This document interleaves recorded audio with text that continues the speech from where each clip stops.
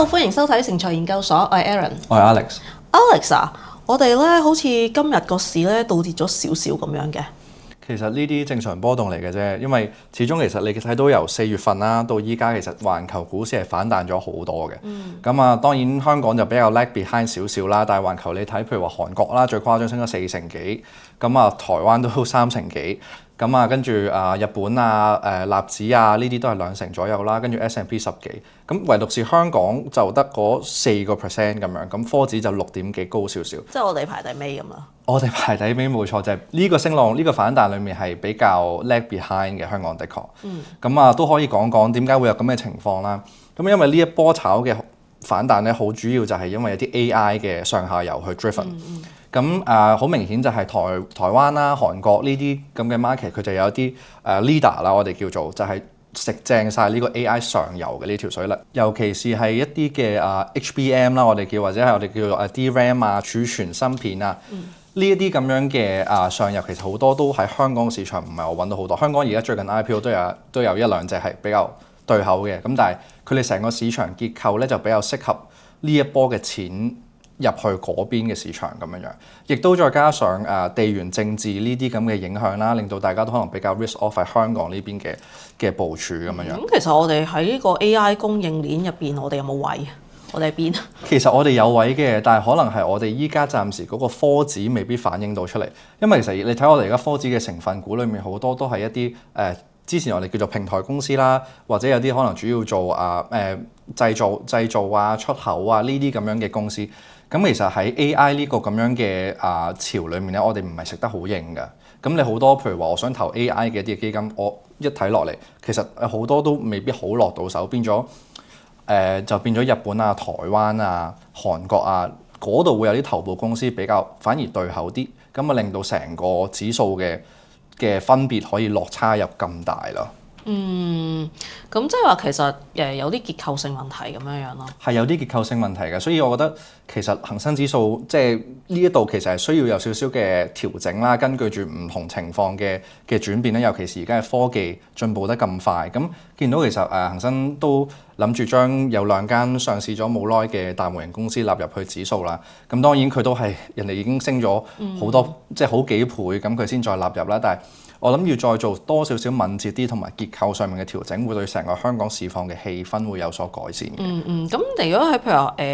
除咗香港啦，咁我哋最近就係祖國啦，咁嗰個即係會唔會有啲幫助或者係即係協助我哋轉型咁樣咧？其實都有，因為見到咧，其實我哋淨係睇2026年第一季啦，其實都有成我哋香港嗰個 IPO 集資額度接近成1100億嘅。咁呢度裡面好多都係一啲我哋大陸裡面最優秀嘅一啲嘅 AI 公司上游下游又好，或者其他我哋叫做比較翻少少嘅行業嘅公司嚟呢邊去集資上市。咁其實已經係改善咗香港市場嘅嗰個結構。雖然話呢一部分嘅結構咧未必納入到我哋指數嗰度反映到啦，但係其實過去4月份到我哋今日有某啲呢啲新上市嘅公司其實翻咗好，即係都係升咗好多下嘅。咁即係有好多都係 at least 係可能一個 double 以上啦。咁其實係 catch up 到 with 其他我哋睇緊嘅呢啲指數嘅升幅，只不過我哋指數裡面反映唔到隻咁樣。咁其實除咗頭先所講嘅板塊啦，咁譬如好似工業生產嗰啲嘢，咁有冇啲關係或者幫唔幫到咧？其實絕對有，因為我哋睇翻我哋第一季啦，我哋嘅宏觀，我哋先睇睇我哋其實一路講開就係我哋中長期對中國係樂觀嘅，所以點解我哋仲會喺港股呢個市場咧？雖然話咁多嘅波動流動性亦都唔係好穩定咁樣，就係因為你睇到第一季我哋嘅PPI 啦，我哋已經即係首次轉正啦，咁之後 follow through 就4月份都2.8啦，咁其實係好樂觀嘅一個領先指數啦。咁對嗰個物價嚟講，因為我哋不嬲都喺呢個通縮迴旋入邊嘛，咁而家可能油價其實反而幫到少少手，就令到物價上翻啲啲。咁開始見到房地產個數據都有一啲少少嘅改善啦，我哋叫一個小陽春咁樣啦。咁亦都對可能之後嘅消費意欲、投資意欲會有些許嘅改善咁樣。咁再加上出口啦，都10幾啦第一季。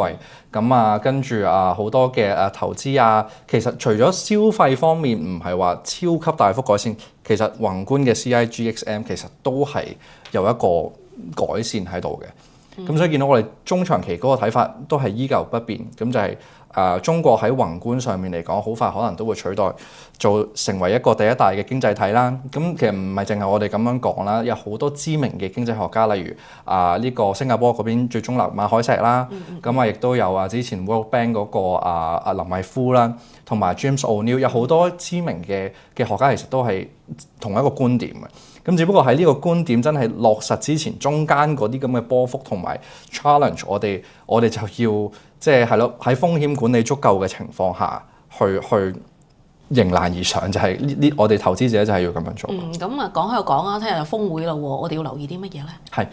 後日就開始啦，Trump 啦就會帶埋美國嗰邊嘅一啲嘅商界嘅高層啦，咁就過嚟即係中國呢邊做訪問。呢個我諗咪全球期待係嘛？係啊，到而家都仲睇緊出唔出發到啊，佢哋又係咁啊！當然而家時間越嚟越近嘅時候，可能嗰個真係過嚟嗰個成功率會高咗嘅。咁大家個期望亦都係會喺度啦。咁有期望，我哋之前都經歷過好多次㗎啦。咁啊，難免可能都有失望嘅機會啦。仲係保守啲好。係啦，尤其是我哋去談判嗰個對象，又係比較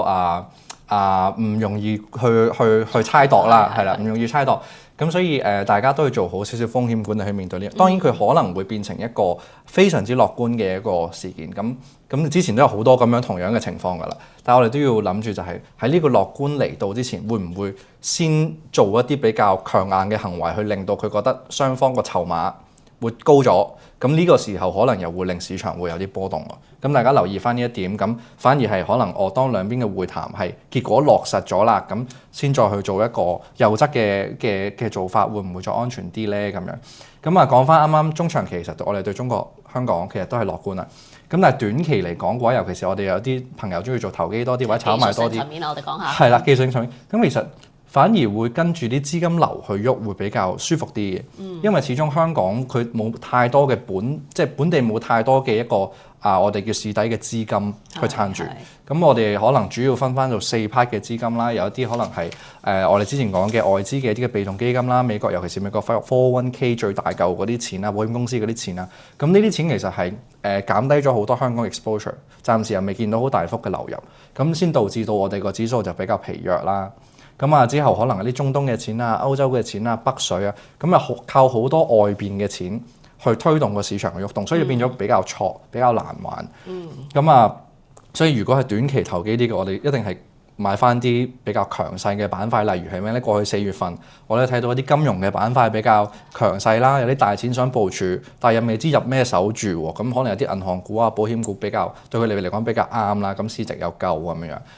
跟住 AI 啦，我哋啱啱都有講有啲 IPO 咗，咁但係佢未入指數，咁但係嗰啲公司其實都係一啲好好嘅質地嘅，咁嗰啲公司係升咗好多，咁有啲資金流，尤其是北水啦，都係追住嗰啲咁樣嘅公司嚟做炒賣啦，咁樣，跟住最後就係 Biotech 開始最近幾日都開始有啲係轉強嘅跡象，咁大家都可以睇一睇呢3個板塊。咁所以都係咧，即係短期係睇流動啦，長期都係睇實力嘅。冇錯，